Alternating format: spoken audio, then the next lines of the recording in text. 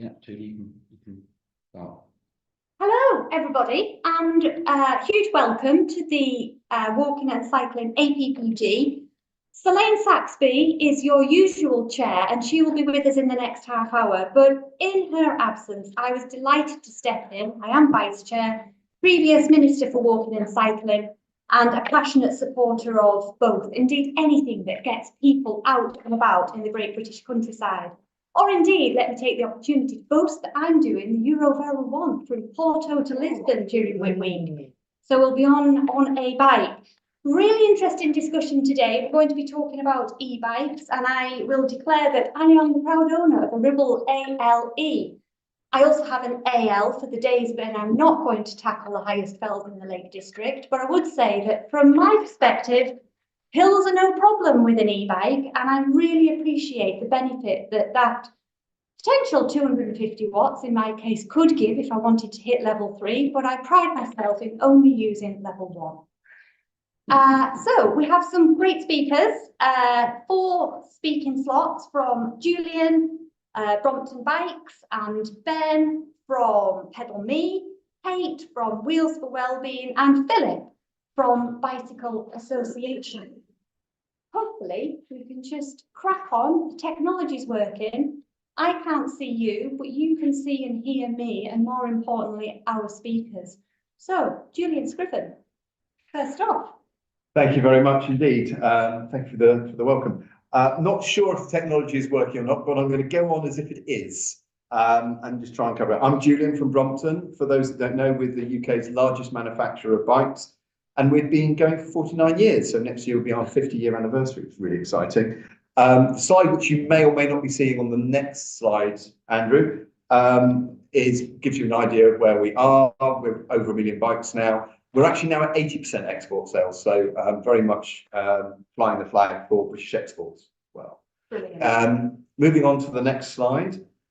In terms of our dabbling in the electric bike market, we first started designing one back in 2013, along with Williams, and it took us about 5 years to get one to market. We spent a lot of time making sure that it was safe and appropriate and did the job that we wanted to. As of today, we've sold around about 50,000 Brompton electrics, just over now.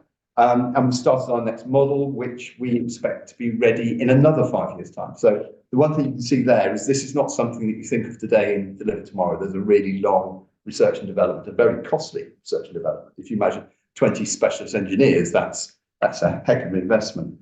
One other note we should probably put in there is in the time that we've been building and selling Bromptons, so it's 11 years now, electric Bromptons, we've not had a battery fire yet. So that shows the power of having safe products on our market. The legislation we're here to talk to today, I'm normally Tailgun Charlie, so I don't expect to speak last, but the legislation today regards 2 specific proposed changes to the definition of what we would call an electric bike. One of which would be to increase the wattage output of the bike from 250 watts to 500 watts. And the second thing would be to remove the need to pedal the bicycle and only use a thumb throttle. So to take the cycle out of the word bicycle. You may judge from that, I have my own conclusions. I would like to put forward some arguments about why we think, as the UK's largest manufacturer of electronic bikes, this is a bad idea. So if we can move on to the next slide. Could I just briefly and rudely interrupt you? Because what I should have also said is it isn't that this legislation is happening, but there is a consultation being run currently by the Department for Transport. So if anybody wants to contribute towards that, the deadline for doing so is the 25th of April, so that's next week. And that's what we're talking about, consultation rather than actual legislation that's definitely happening. Absolutely correct. And that's a very important definition, and there is an opportunity certainly to propose why this should not happen. Bear in mind the type of legislation required, though, it could move very quickly if it is decided to go ahead. So first of all, I'd like to talk about the economic case against it. So there is a standard for electric bikes, so it's up on the screen now, EN 15194. Originally a European standard, it has been adopted almost globally. There's a few markets that do differently, but with the exception of them, it's pretty much the world standard for bikes. If we were tomorrow to switch to 500 watt motors in the Okay, we would need a different level of certification for those bikes. So immediately we would remove ourselves from what is currently effectively the global standard. Now, speaking as a manufacturer of bikes and looking at the fact that 80% of our bikes are exported, it would be incredibly unlikely that we would build a bike that was certified just for the UK. Just going back to the fact that it takes 19 engineers, 5 years to develop a bike. That just the cost of doing it for the single UK market is not practical. We'd keep selling our existing model of bike, which you may think is not bad. However, even assuming that was the case, what that would do is leave a void in the market, because like us, other reputable manufacturers would not manufacture a bike 500 watts just for the UK. So what would happen? Bikes from the grey market would come in. And we've already seen these challenges today with grey market products coming in and the problems they occur. But we see this as a massive challenge, and this could dramatically affect the sale of legitimate bikes in the UK. Moving on to the safety case against it. The reality is, as it stands today, all our legislation is based around the idea that electric bikes are being used in cycle lanes surrounded by other vulnerable roads. So that's a fact. Now, when you have a 250-watt motor, this does a couple of things. Number one, if someone does decide to tamper with it, it limits the additional speed they can get out of it. So it limits how much faster they can go. The second thing it does, it limits the maximum amount of weight a bike can take. Now, if you go up to a 500-watt motor, and I will defer to our speed e-bike colleagues later, but the numbers I calculated, that could carry half a metric ton. Now, there's a very good reason why we don't allow electric vans into cycle lanes, right? And this is what, all intents and purposes, this is what you'd be doing. You'd be allowing something weighing half a metric ton to be in the same space as vulnerable road users. Anyone who cycles across Waterloo Bridge, and I imagine there's 1 or 2 people here who do, I mean, tourists at the moment step out front. If you try and stop half a ton of electric bike going across the road, it's no chance. The second one is a risk of fires. There's already a risk with fires with grey market products. If you have a bigger motor, you need bigger batteries. Bigger batteries equal bigger fires. Again, going back to the previous point, legitimate companies will not be building these products. If people want them, they'll be bringing them in grey market, they will be unsafe. If I could go on to the next slide, please. Just to put this into sharp relief, London Fire Brigade states that they've done an analysis of the fires that have been happening for e-bike. And they say at least 40% are down to aftermarket, grey market conversion kits, the very kits we're talking about here. These are the things that significantly increase risk. If there are not legitimate bikes with this settings, more of these will be coming in. Critically, and you can feel free to go and test this now, go online, you can buy these kits over the market today.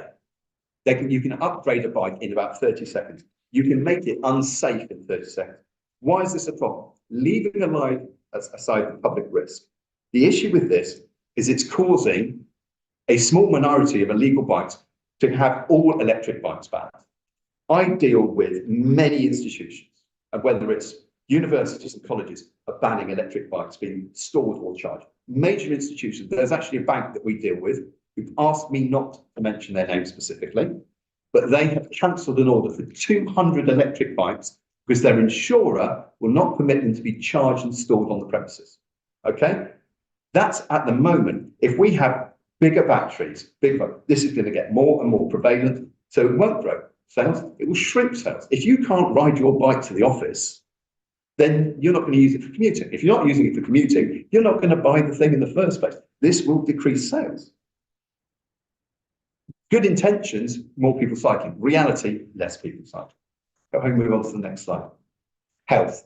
I think this is fairly self-evident, but there's a lovely statistic out there that typically people get roughly 70% of the cardio exercise on an electric bike they would do on a regular bike. That's great. So there's a lot of people who wouldn't consider cycling, take an electric bike. They're always getting stealth health. They're getting healthier without realizing it. We double the size of the motors, then by definition, that benefit's going to decrease. Crucially, unless I've missed something when I did biology at university, just moving your thumb is not exercise. If we have thumb throttles, this is not going to give people more exercise. Moving on to the next slide. I think the other area we need to look at is undesirable outcomes. These are things which I don't think there was any intention to do, but would come out of this. The first thing is, we all know that one member of a tribe gets the entire tribe tarred. All cyclists jump red lights. All cyclists do this. If we have faster, heavier electric bikes, all electric bikes are unsafe. This is just the narrative. This will lead in turn to calls for things that we know will decrease cycling.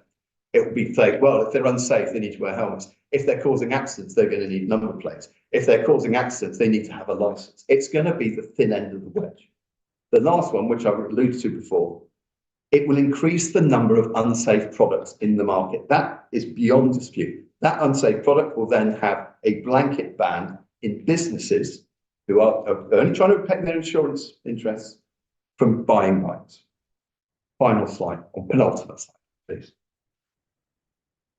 As far as I know, nobody, no institution, no body that I have spoken to since this consultation has come to light wants this.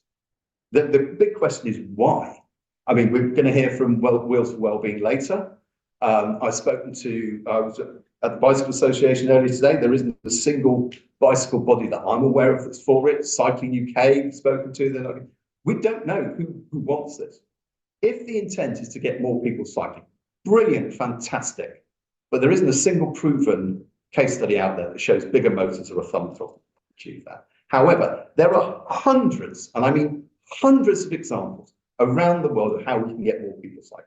Whether we look at what they're doing with Veligo in Paris, whether we look at the substitutes that they're doing in the US, whether we're looking, I mean, even India has some fantastic schemes going on. If we want to get more cycling, there's hundreds of things we can do. This, from our perspective as a manufacturer of bikes in the UK, will not give us a single additional electric sale in the UK. Crucially, we think it will significantly diminish our sales in the UK. And we'll probably end up, to all intents and purposes, opting out of our home market. On the final slide, we feel, click. Oh, there we go. We feel sufficiently strongly about this that we're actually going to host a drop-in on the 8th of May, which is technically after the consultation period. But we don't want to stop the consultation period. And we'd invite everyone to come along and talk to us and quiz us and grill us with questions there. Thank you very much for your time. Thank you very much, Julian. Really insightful. And I have the same question that you had in that penultimate slide, which is why? As a user of an e-bike, I only ever use that level 1. So I live in the Lake District with the steepest pass, hard not. I cannot envisage a time when I would need more than 250 watts. And that's with my Restrap packaging, plugging all the great British brands with my Terra Nova 10G inside. So I'm quite keen to understand the motivation around looking at doubling the wattage for a start. The one I would have been interested in is changing the speed limit from 15 miles per hour to 20 miles per hour. I can see some merit towards that, but that's not the discussion today, and there isn't a consultation out on that, but I can definitely see merit in that, particularly as I would like to see more communities with primary schools having a 20 miles per hour limit. Not everywhere, but certainly outside every single primary school in communities in the country. I think that would be a really good move for so many reasons. Let me now bring in Ben, CEO and co-founder of Pedal Me. Thank you, Ben. Thank you very much. Okay. So I was asked here today to give an alternative viewpoint. Interesting. And I'll talk a little bit about why I think that there might be some merits in specific applications of some of the changes that are talked about within this. But let me first give you a little introduction to our company and what we do, and that might help it set the context and explain. We can just move to the next slide. Move to the next slide. It's just hanging. Okay, cool. I think it's hanging. All right, for those who don't know us, we are a cargo bike delivery and taxi service. We specialize in doing jobs by cargo bike that others would really struggle to do. So our role, as we see it, is to open up the sector for other players to come in to operate cargo bikes. And we've been very effective in doing that. So when we started PedalMe in 2017, with 2 people working part-time, there were something like 100 cargo bikes in the whole of London. Today, there are well over 10,000 cargo bikes in London. By showing the way, we've helped launch a load of other cargo bike operators. We've encouraged other cargo bike operators, including really quite significant ones like Amazon, DHL, DPD, to really kind of forced open this space and really helped a lot of psychologistics happen. We're very unusual in that we specialize in training our staff to a really high standard. And as part of that, we don't make use of the gig economy. Every single member of PedalMe staff is an employee, and that has really significant benefits for the state in terms of providing protections to our staff. So consequences of someone being ill or not being able to work for any reason don't fall back on the state. I'm liking all the ones. We have unique bikes. We have external assurance of standards. And we just do a lot wider range of logistics than would otherwise be possible by a cargo bike. You can just move on to the next slide. All right, yeah. So this is an example of a PedalMe operation. This specific one was out delivering aid parcels to people over COVID. I think at the time it was the largest cargo bike operation known of at the time, something like 10,000 parcels going out. We were told to expect about 150 deliveries a day. They ended up sending us 500 deliveries a day, and you can see the level of organisation that was required for that scale of operation. Can we move on to the next slide, please? Would like it. Yeah. There is a small trick here. The kegs are empty. But we can use the fact that we use bikes to access spaces that would not be available to motor vehicles. And we can do so in a way that's light touch, doesn't have severe implications for those spaces. And if we can move on. And home deliveries of large parcels. And next slide, please. So just to talk a little bit about the benefits of cargo biking and why this sector needs support. Responsible employment, as I've already touched on. Reduction in CO2 emissions, so 2/3 the reduction in CO2 compared with electric vans. Next bullet point, next bullet point.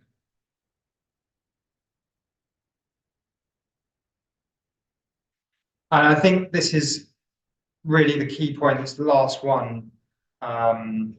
Whenever we talk about the risk of any activity, we need to think about the risk of the activity that it replaces. So at the minute, what we have is a logistics sector that's primarily being controlled by players that use couriers who are self-employed, and therefore the risk is outsourced onto the individual.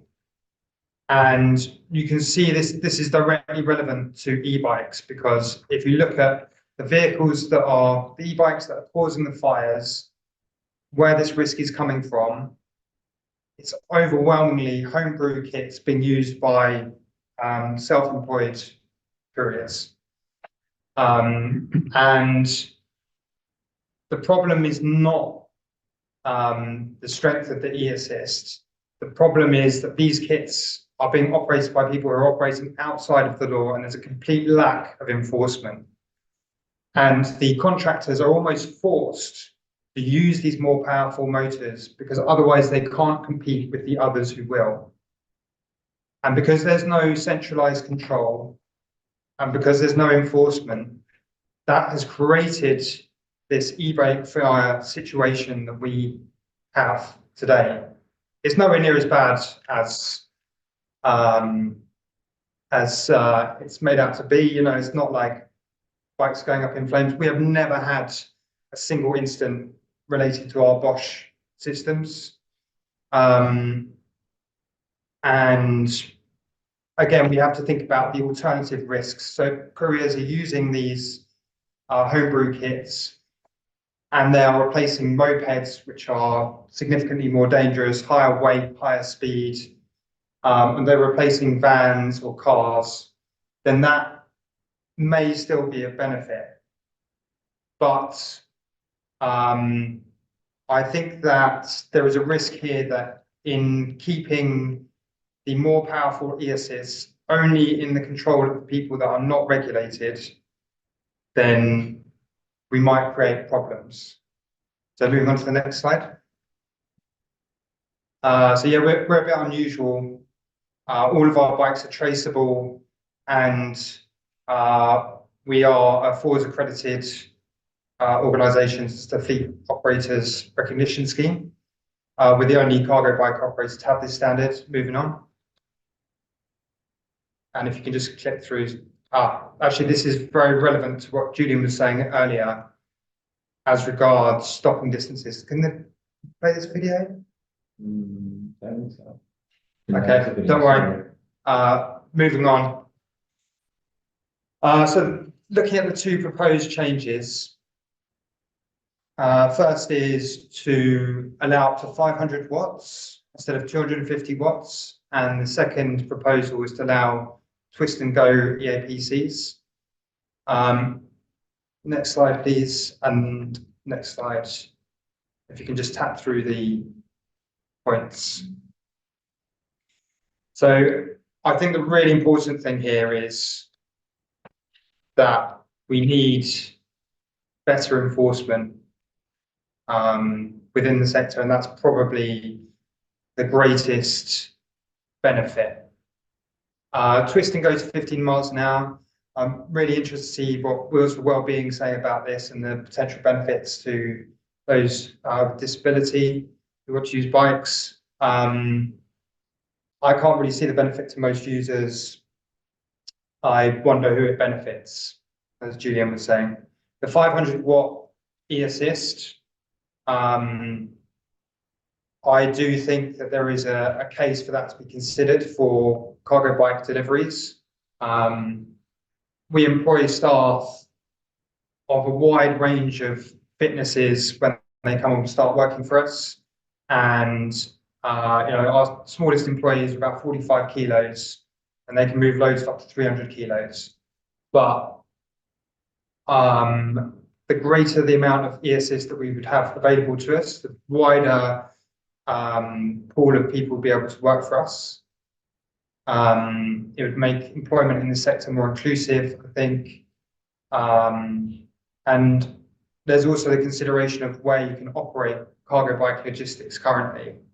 And London is great, it's mostly flat, but there are some hillier areas. So if you go out to Highgate in the north or up to Crystal Palace in the south, you have to be relatively fit to move a cargo bike at speed up these hills when fully loaded. And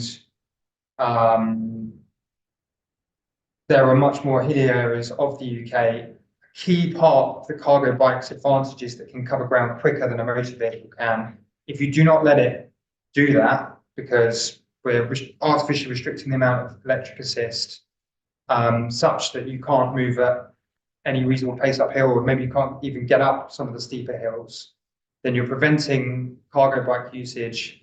And what we know is that cargo bike trips replace van trips. Van trips operated by contractors are extremely dangerous, and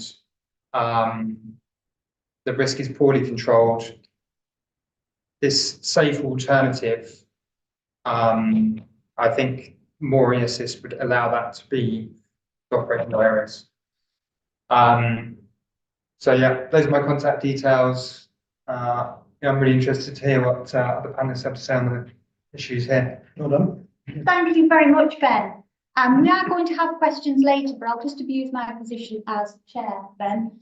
To question really whether we've got the right solution, which seems to be to take the cycling up a peg rather than the light electric motor vehicles down a peg to include this classification.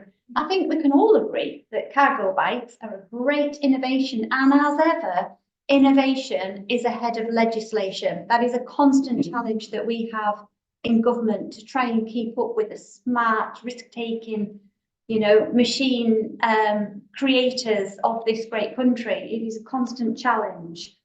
I am now going to invite Kate Ball from Wheels for Wellbeing to speak. Thank you, Kate. And thank you very much, Ben.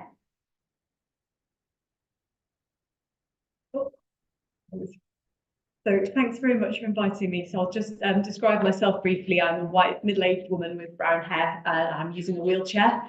I'm a campaigns and policy officer for Wheels for Wellbeing, and we're a disabled people's organisation working for improved access to cycling, walking and wheeling for all disabled people. Could we jump slide? So the key focus of what we work on is mobility justice, trying to target resources and ensure resources are targeted toward people who have the least access to transport and mobility, rather than, as often happens, people with the most mobility privilege. Next. So when we're thinking about e-assist cycles, we've heard what the principles are from Julian and Ben already, that we're discussing of increasing motor power and increasing throttles. What we're thinking about through that is whether an e-cycle is going to be safe, and that's for disabled people who are walking, wheeling and cycling, and everybody else using public and private spaces, including when stored and during charging. So we're thinking of things like the problem of fires from grey sector cycles at that point. And we need things to be accessible. We need cycles to be accessible, meaning that disabled people can get cycles that suit them, store them and use them, facilitating disabled people's mobility. And something that we focus on a lot is the United Nations Convention on the Rights of Persons with Disabilities, to which the UK is a signatory, saying parties shall take effective measures to ensure personal mobility with the greatest possible independence for persons with disabilities, including by facilitating the personal mobility of persons with disabilities in the manner and at the time of their choice and at affordable cost. Next. So when we're thinking about throttle changes and motor power changes, we need to be remembering all the time that disabled people make time-sensitive journeys for employment, education, healthcare. Disabled people are parents and carers in their own right. They have parents and carers themselves. We run errands and we can take part in leisure activities, just as all non-disabled people do. But compared to non-disabled people, disabled people are more likely to live in poverty, are less likely to have access to a private vehicle, and are less likely to be able to use public transport. So it's really important that we're focusing on ensuring that disabled people do get access, and that access is not removed when we make changes to legislation. So this is a pan-impairment consideration. And one thing that I think has already been emphasised in the discussion so far is that at the moment, throttles are permitted on e-assist pedal cycles up to 6 kilometres an hour, 3.73 miles per hour, or up to 15.5 miles an hour if the vehicle is type approved. So you can already get some e-bicycles that have a throttle up to 15.5 miles an hour, and all could have a throttle up to 6 kilometres an hour. Next slide, please. So just remembering and having a little discussion to make sure everyone's aware of what a throttle is. So at the moment, an e-assist pedal cycle has to have working pedals that can move the cycle forwards. There's no proposal to change that. Sensors near the pedals control the motor, and they'll switch the motor on and off if you are pedaling. And there are different kinds of sensors, of which a little more later. Throttles are just a switch that controls the motor, switches it on or off. You can have the sensor control or no sensor control and the throttle working. So can we move on to the next one? So here's just a bit of an outline that we thought would be helpful to show similar devices to e-assist pedal cycles and the speeds that their throttles currently work to. So on the left, we've got the e-assist pedal cycle with that nearly 4 mile an hour throttle. A class 2 invalid carriage, which is a power chair or a small mobility scooter, has a throttle up to 4 miles an hour. A class 3 invalid carriage, which is the bigger mobility scooter, and some very big power chairs as well, have a throttle up to 8 miles an hour. They also have a pavement switch to bring them back down to 4 miles an hour when they're being used in pedestrian spaces. And then obviously the proposal is for the e-assist pedal cycles and it's all to be able to match what the type approved ESS pedal cycles currently have, which is the 15.5 mile an hour throttle, which would be the same as an e-scooter has. And then I've included the moped just to show you that there are other faster throttle-only vehicles. So our main concern about throttles going as fast as 15.5 miles an hour is thinking about what sort of control people have while they're moving through what are often busy spaces, shared with pedestrians, shared with children riding bicycles. What level of control is somebody going to have if they can just flip the thumb switch and zoom off? And so we would like that to be really carefully considered. So if we could look at the next slide, please. So what we'd like to help improve disabled people's mobility is real clarity provided by the government that 3.73 mile an hour throttles, 6 kph throttles are already permitted. We'd like to see much, much better availability of those throttles, because having something that can get you to start as a disabled person from a traffic light or on a hill, or if things are just a little bit difficult, and get you moving a bit can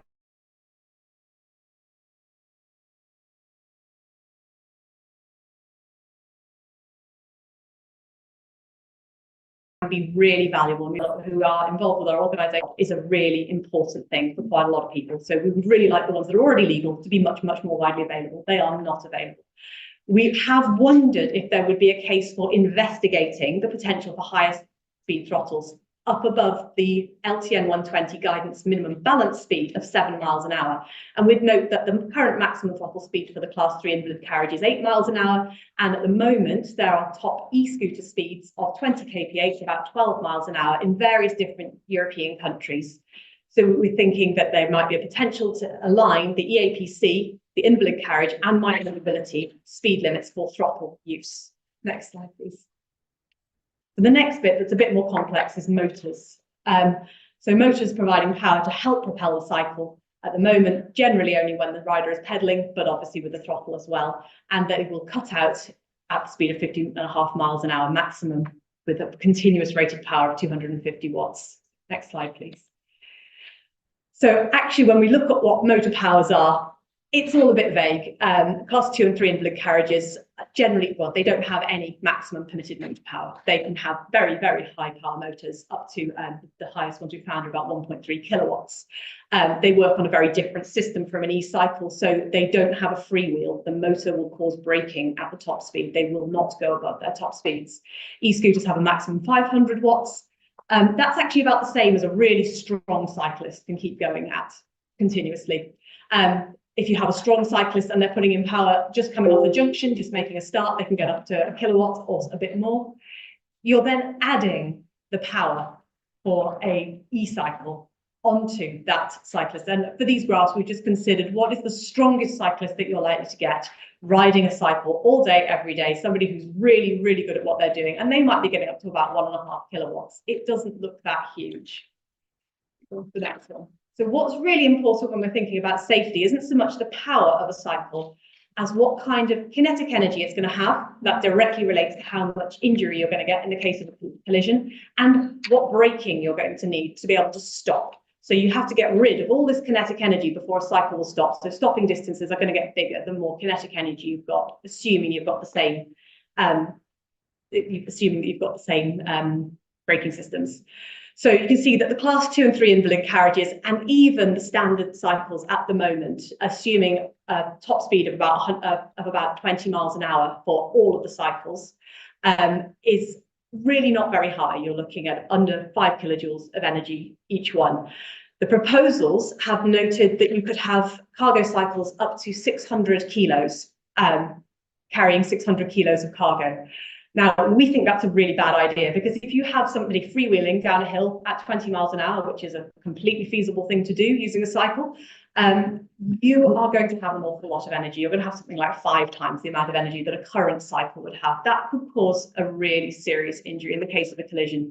And in fact, 600 kilos is the same weight as a classic Mini. So you're talking about a device that we require somebody to have a license for, that's MOT'd, so we're regularly checking the brakes work, and that is registered so that we know who is driving it, at least in theory, against something which is not registered, does not have to have its brakes regularly checked, being able to go at the same speed, weighing the same amount, and sharing space with pedestrians. So that's really why we are not keen on having the larger motors permitted for devices that can go at these kinds of speeds, sharing pedestrian space. Go on to the next slide. It's a little bit different when we're thinking about the accelerations, but that's the other way around. So these very heavy e-cycles are not going to be able to accelerate so fast, but lightweight e-cycles will be accelerating incredibly quickly. If you are a strong cyclist, you already can accelerate very, very fast. If you have e-assist, you can accelerate even faster. You're actually accelerating at something like the same rate as a skydiver falling out of a plane for the first second or two of movement, assuming you don't skid on your wheels. These things can really move.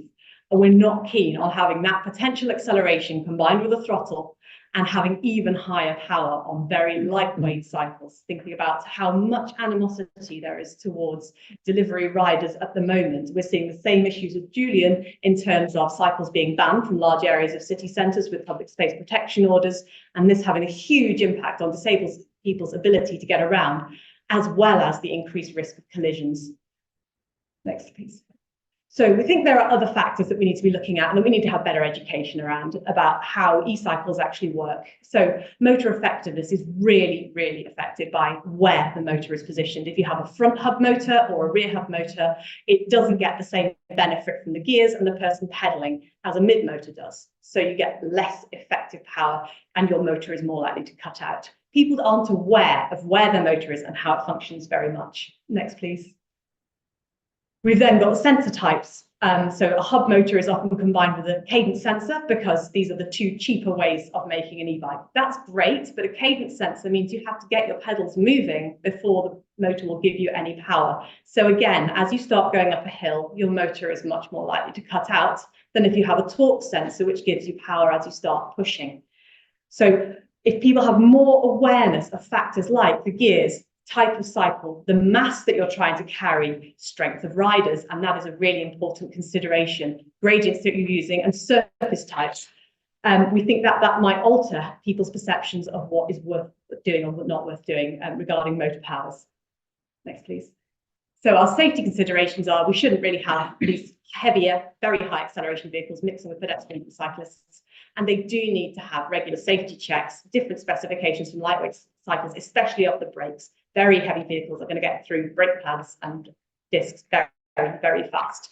We would love to see reputable cycle delivery companies able to operate without the pressure from less reputable firms and individuals. So we would love to see the delivery sector responsible for the safety and legality of their riders, cycles and cycling to really reduce illegal e-motorcycle use, which would mean that there's safer streets, safer city centres, and it would be likely to improve perceptions around e-cycles, making it easier for disabled people to use them. We'd also like to see some guidance out there on safe loading, on rider sight lines, on maintenance and use of cargo cycles, again, to improve perceptions of the industry, to make it safer all around, and to make it easier for people to use these devices in reputable manners. Next, please. There are a couple of cases where we'd like to see caveats put in. So we would like to see the e-cycle motor power remaining at 250 watts by default, but we would like to see a couple of exceptions considered and investigated. So hand cycles, where the power input by a cyclist is always going to be low because arms really are not very strong.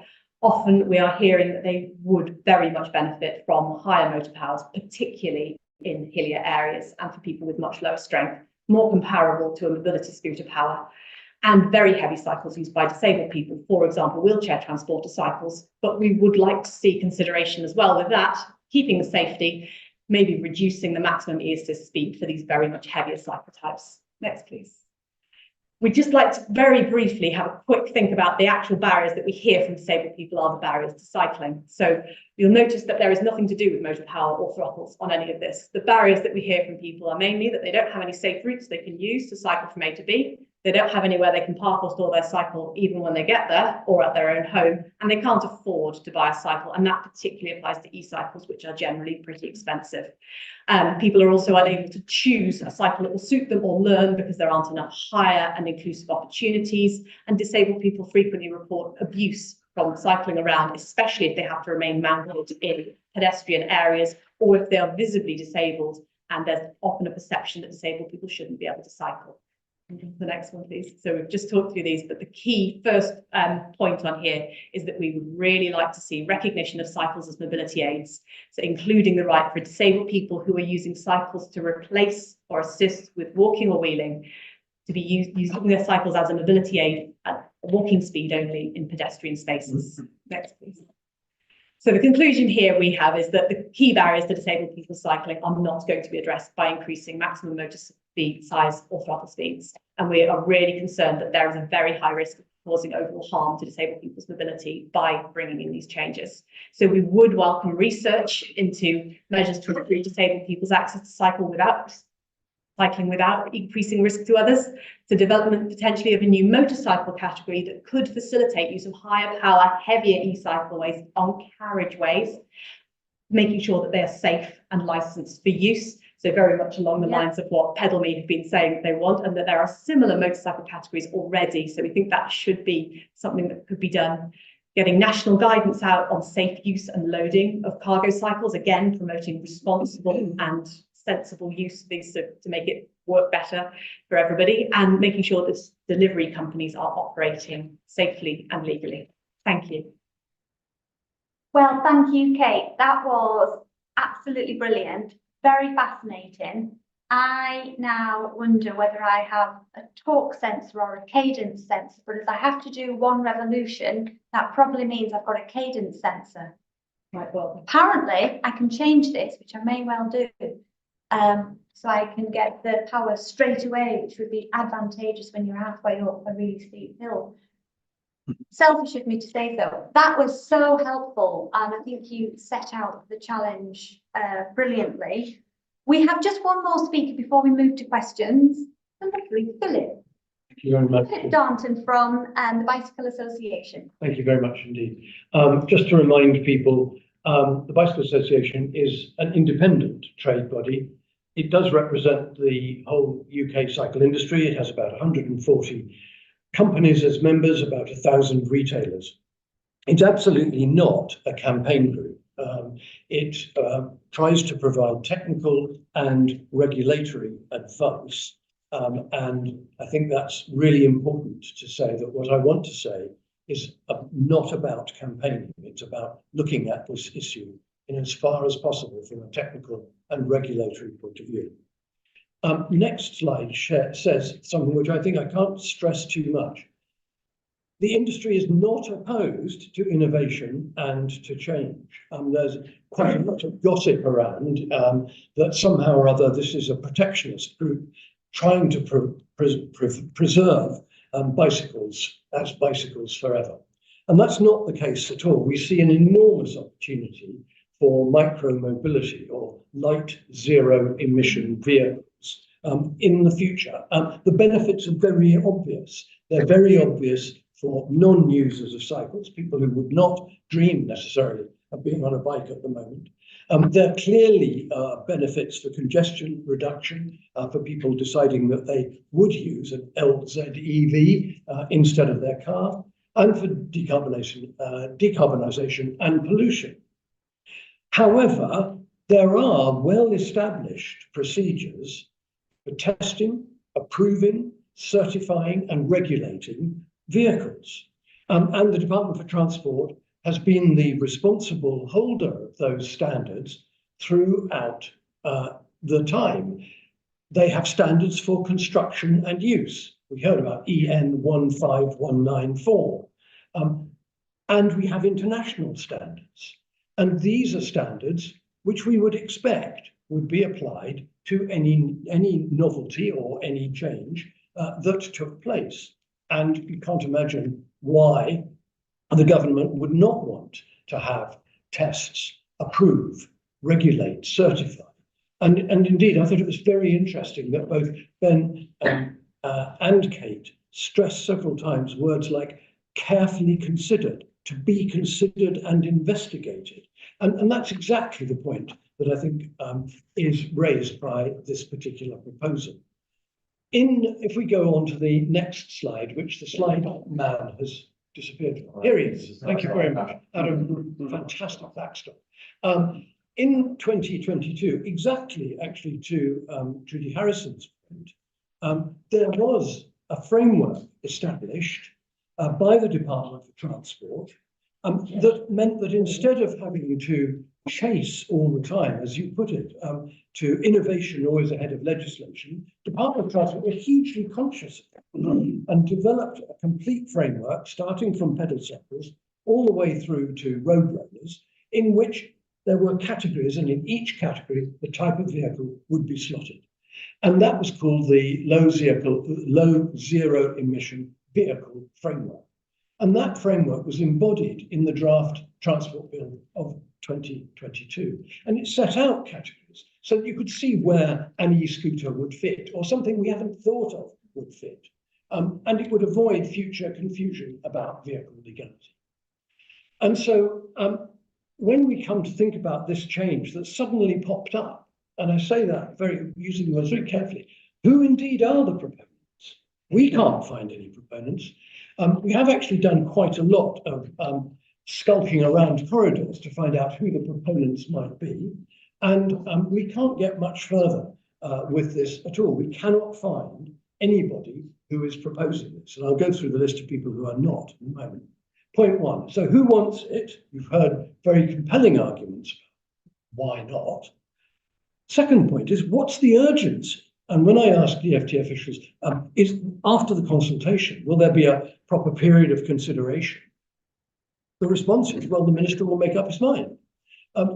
What is the urgency? Why aren't we having any testing? Why aren't we in a position where we can consider carefully, see how it fits in? Why do we want to make one particular piecemeal change and smuggle it in under the heading of electrically assisted pedal cycle when it's neither assisted nor does it have pedals? Why do we want to do it that way? I'm not for a moment suggesting that there may be a case for a vehicle of 500 watts and a vehicle that goes 15.5 miles an hour that you don't pedal, but it's not an electrically assisted pedal cycle. So what is the evidence for need, of safety, of utility? What alternatives already exist? What are the risks? And as Julian said, what are the unintended consequences? So if we go on just a bit further and say, I think there are a few principles behind this. First of all, there's a principle of definition. What is a pedal cycle and what is not? And something that you don't pedal, presumably, is not a pedal cycle. And if you start to blur the difference between what is a pedal cycle and what is not, you then get into the sorts of difficulties that Julian was mentioning earlier. In terms of the framework, what should be exempt from type approval? Bicycles and electrically assisted pedal cycles are specifically exempted from type approval. All other vehicles are required to be approved. And as Kate said, that is true of a 250 watt, 15.5 throttle vehicle. You can get it type approved. What standards will there be? When we have this thing, what is the standard for construction? There aren't any anywhere in the world. So what will the construction standard be? What will the use requirements be? How will they be tested? If you're a reputable supplier, you want to know, how am I expected to test this? Against what standards? What products exist now? None. Is it enforceable? Exactly the point that Ben was making. We can't enforce what we've got. If somebody is going at 15.5 miles an hour and not pedaling at all, there's no way in which you can tell whether or not it's an electrically assisted pedal cycle, let alone whether it goes at 30 miles an hour. There's a very interesting point as to whether or not it's legal. And I think that that's something which needs probably to be looked at rather more carefully, because under the Road Traffic Act, there's a very clear definition of what is a motor vehicle. And I'm told by the DfT that no, they've had legal advice. I think that might get challenged if this goes ahead by a judicial review. So let's take a look very quickly at acceleration. We've heard about this, acceleration, extra weight, greater accident impact. Where does it fit on cycle lanes? Where does it fit in shared spaces? What about pedestrians? What about disabled pedestrians? I only ask the question. What about the fire risk? If you don't pedal, then actually you need more charging, higher currents, bigger batteries. You can buy a bigger battery online. You can get it straight from China. I've seen yesterday, £265 is the cheapest one you can buy. It says it doesn't always work. It actually says that. If you look on Amazon, but we will do our best to put it right as fast as possible. You need bigger batteries. And exactly at the moment, when the DfT and the Home Office are doing everything they can to draw people's attention to reputable products bought from reputable high street retailers with reputable names, some have been mentioned this afternoon, and you say, actually, no, you can actually now go ahead, and there are no reputable products, so get yourself a conversion kit, get yourself a 500-watt battery, and you are going to see more fire risk. I'm probably being told to stop because everybody else is. You're not. All right. Very good. So let's look at the next one, the unintended consequences.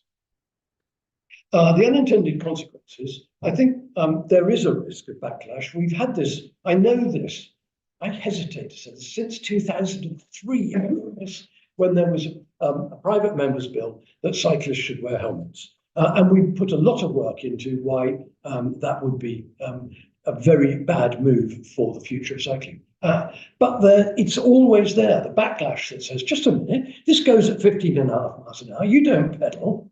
It's not much slower than a motor scooter, and they have to have helmets and they have to have insurance. And that's the slippery slope argument, which is once you start to fudge the difference between what is and is not a pedal cycle, you start saying, well, actually, the same thing should apply to electrically assisted motorcycles, pedal cycles, everything. It legalizes, de facto, it legalizes tampering because there isn't a product like it on the market. So you buy one, you take your existing electrically assisted pedal cycle and you convert it.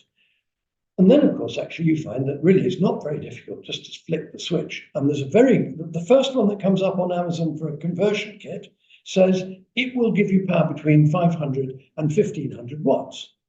Just flick the switch. Yeah, and then you can go even faster. You can go more than 40 miles an hour. And the idea that the DfT's outline to the consultation said that it was active travel, I think has been dealt with by Julian. So far, we know that the Parliamentary Advisory Council on Transport Safety, ROSPA, UTG, the Urban Transport Group, the Association of Cycle Traders, whom we are working extraordinarily closely with this, Wheels for Wellbeing, Brompton, Madison, Cycle Rail Working Group, Cycle UK, Sustrans, Electrical Safety First, the Motorcycle Industry Association, and the Urban Mobility Partnership have all put in objections to this. So there seem to be quite a lot of people who are anxious about it. And so I think the view that I would take is that these proposals are unnecessary. Nobody seems to want them. Nobody seems to know what they're for.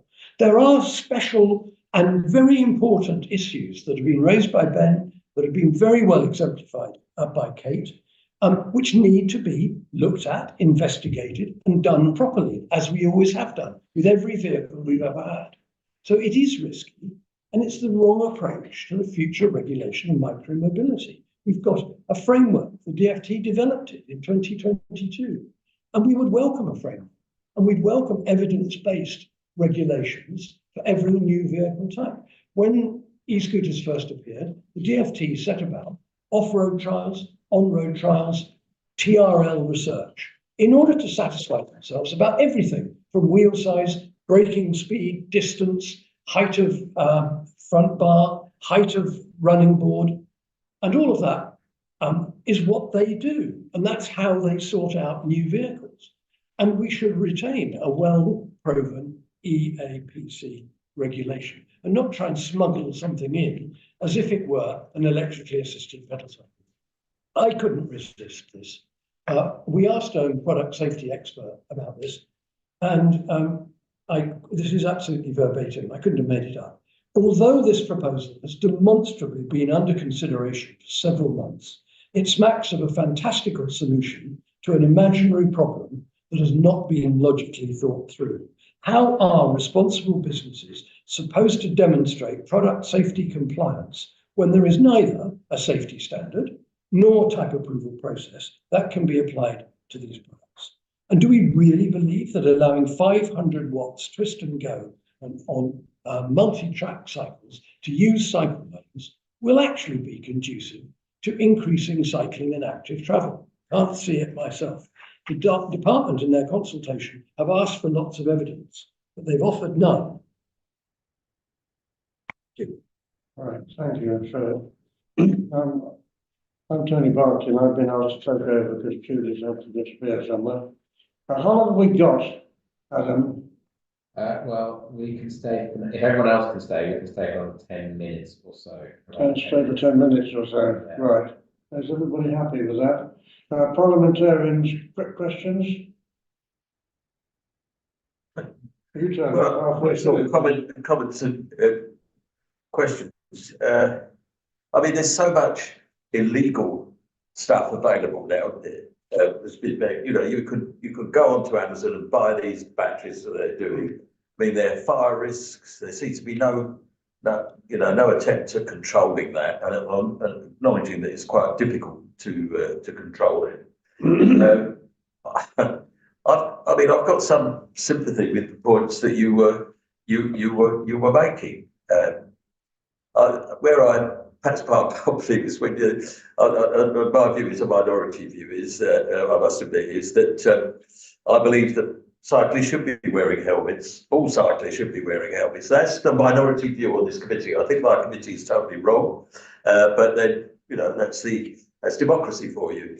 And if we're not prepared to go that far, every time I see a child on a bike being ridden by an adult with no helmet on, I think, well, there's a disaster waiting to happen. So there's that. But at the moment, what we've got chaos, haven't we? We've got delivery vehicles. I see that the Uber delivery types. They've got no lights. They've got no lights on their bike. I'll finish that, Tony. They've got no lights on. They've got minimum. The companies don't seem to care what they do. Right. I'll leave it at that, Chair, because I'm tired. How much more time have we got? You finished, really. I think it's time for anyway. Sure, do you want to have a go? It's like very good of Ben to come along to the Lion's Den. And I was impressed by the amount of work you can already do under the existing regulation. Yes. And so the question is, how much more would you be able to do if the regulations were changed? And does that really outweigh all the disadvantages that we've heard about in all the other talks? I mean, I think it's clear that just allowing everyone free rein to have 500 watts or more would be unwise. I do think that there is significant advantage in having more e-assist in. It's difficult to quantify in the sort of way that you're asking, but if you look at UK cities that are viable for the sort of cargo bike logistics that we do, you've got most of London, but bits of London which it becomes quite impractical, like Highgate and Ground Crystal Palace becomes a lot more difficult. You've got cities like Sheffield, Bristol's relatively hilly, and it's not necessarily that you're completely excluding cargo bike operations, but you're making cargo bike operations less competitive than they would otherwise be in these hillier areas. Yeah, they can still operate. Yeah. They can still operate, but they can't carry quite so much in Sheffield as they can on the flat. Yeah. Yeah. And you're quite severely restricting what can be moved. And then that has really big implications for the economics, because our thing is competing with vans, and then we get the van rate, and that allows us to operate because we can do more deliveries in the same time than the van could, because we can cover ground quicker, takes us less time to park, all of these benefits. It allows us the headroom to offer the employee model in the face of competing with the gig economy operators who, get around so much taxation. Okay. I think I just offer one opinion, that I'm just wondering whether it's a thin end of the wedge. And some people who want to see all cyclists to have number plates, registration, insurance, etc., as well as helmets, and where they're going to ride, which is another thing which people go on about in London. may I just read out some questions? I'm going to have to do them in 2, 3 or 4. We haven't got much time, but Tom Boganowski, who we all know, should there be exceptions to current regs allowing for no throttles for people with disabilities who cycle? That's a question to answer from Tom. Sophie Gordon regarding cargo bikes. I can see the logic in having higher powered limits carrying heavy loads. I'm nervous about a higher powered limit for people riding e-bikes on tow paths and countryside paths. I don't think that would be useful in any situation. Is there a sliding spectrum between bikes and cargo bikes? That's a very good question, actually, and I'll invite the speakers to come back at the end of this. Would there be a way of creating a legal distinction between them?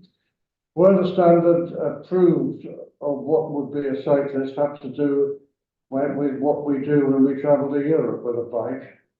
That's quite an interesting one too to some people. I've heard a suggestion of higher powered throttle could be treated as an electric version of this 450cc motorbikes, which he thinks can go up to 30 miles an hour, so being classed as a moped only ridden on roads, but requiring just a day of training rather than a full license. Do the speakers think that sort of distinction like this would be useful or practical? Maybe they should answer what about enforcement. And the last one is from Monica Sciliano. Question for Ben. Would you support a licensing training requirement for cargo bikes if the proposed changes are applied only to cargo bikes? You could answer, how do you define a cargo bike? I'm going to go through you in the reverse order to which you spoke. So Philip, you go first. My short answer to all of those questions is, I don't think that we should make a distinction about what might be done and what could be done. This is a very specific proposal that they want to put 500 watts and throttle to 15 miles an hour in a category called electrically assisted pedal cycle. That's all they're asking. Should there be a review of cargo bikes? Absolutely.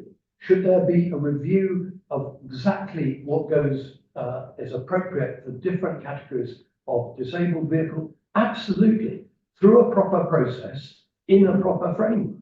That's all, not snaffled through by the end of this summer into a category in which it doesn't fit. Well, I trust you have or will be submitting a submission on behalf of the Bicycle Association, as other people will, I heard. Kate. So I think a throttle question was mainly sort of relevant to me. So say there are already throttles permitted up to nearly 4 miles an hour, and we'd like to see those much more widely available. They're not just for disabled people, they'll be available for everybody. And that's a really important principle. When things are only permitted for disabled people, they tend to end up very tightly gate kept. You tend to end up with a lot of vitriol about people using them, accusations of people being fakers or scroungers or any of the other sort of abuse that disabled people tend to face.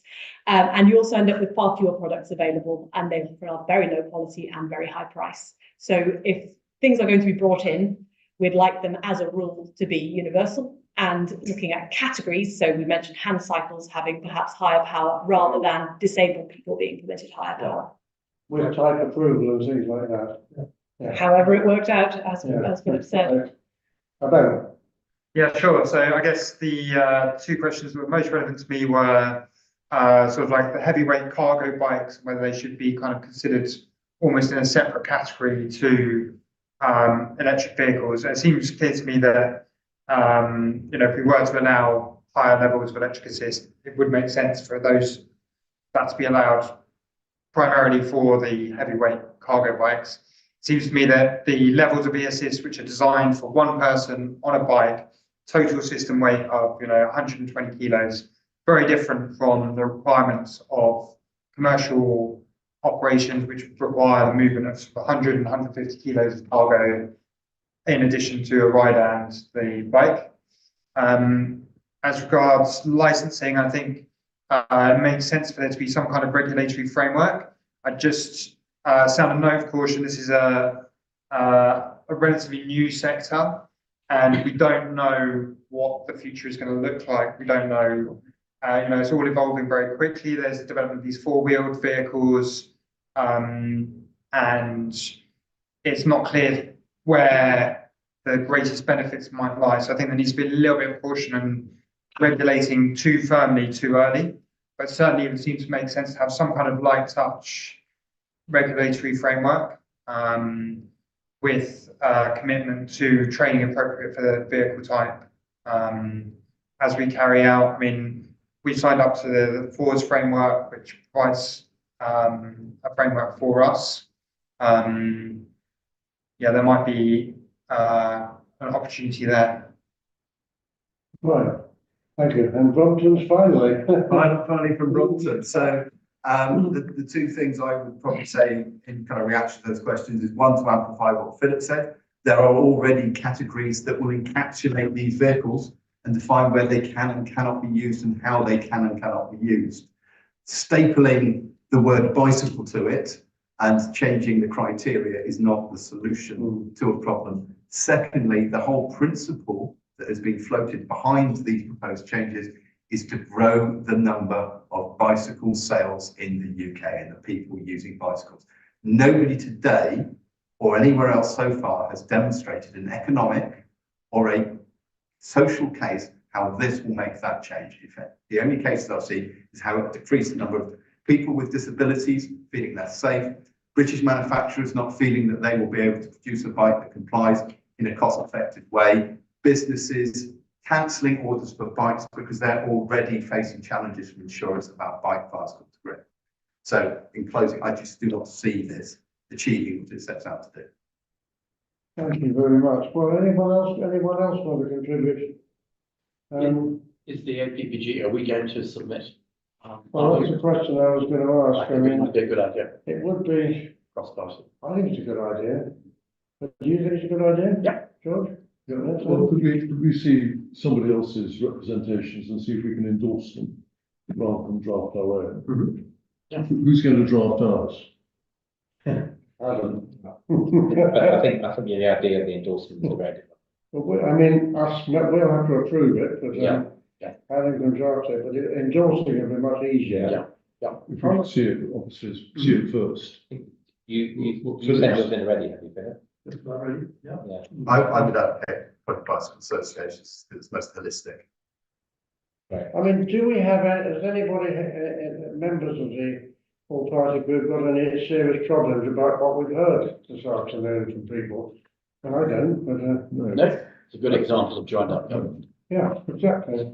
I just want to say that, in a way, it's been.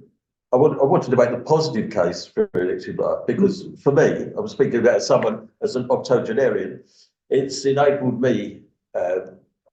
It's extended my ability to cycle. You know, what makes me laugh is when I say to people I've got an electric bike, they say to me, "You're cheating," and that's because they don't understand electric bikes. That's the first thing.